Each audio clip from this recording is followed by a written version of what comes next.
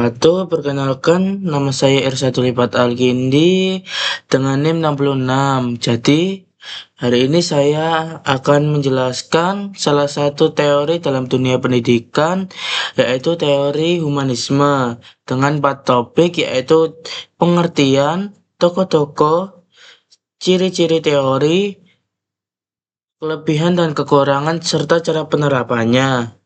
Yang pertama yaitu pengertian humanisme. Teori humanisme ini adalah sebuah teori yang menekankan pentingnya pengembangan seluruh potensi manusia, baik aspek intelektual, emosional, serta sosial maupun moral. Teori ini menjadikan peserta didik sebagai pusat proses belajar dan memandang manusia sebagai makhluk yang unik, memiliki kebebasan memilih, serta alami untuk berkembang dan mengaktualisasi diri. Lalu selanjutnya tokoh-tokoh humanisme. Yang pertama dari tokoh Abraham Maslow dengan teori hierarki kebutuhan yang menekankan bahwa kebutuhan dasar manusia harus terpenuhi sebelum mencapai aktualisasi diri. Lalu tokoh yang kedua yaitu Carl Rogers yang menekankan pembelajaran bermakna melalui suasana belajar yang hangat, empatik, dan menghargai peserta didik. Lalu selanjutnya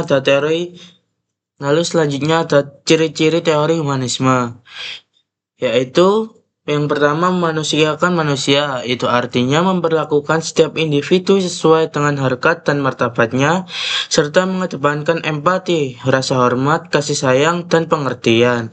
Peserta didik tidak dipandang sebagai objek pembelajaran, melainkan sebagai manusia utuh yang memiliki perasaan, keterbatasan, serta potensi untuk berkembang.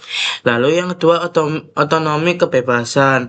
Humanisme menekankan kebebasan individu dalam pembelajaran, yaitu kebebasan untuk memilih, berpendapat, serta bertanggung jawab atas keputusan yang diambil.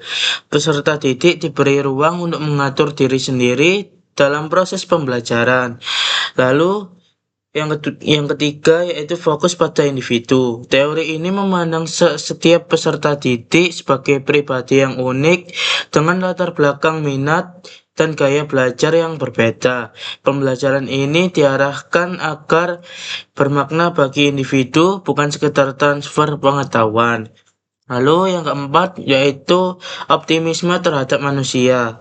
Humanisme memiliki pandangan bahwa setiap manusia pada dasarnya baik, memiliki potensi bawaan untuk berkembang, serta mampu berpikir rasional dan membuat pilihan yang konstruktif. Lalu selanjutnya ada kelebihan teori humanisme. Yang pertama, mengembangkan kepribadian dan potensi diri peserta didik secara utuh. Lalu yang kedua, meningkatkan minat dan motivasi belajar karena pembelajaran terasa bermakna. Lalu yang ketiga, menumbuhkan kreativitas, rasa percaya diri, dan kemandirian.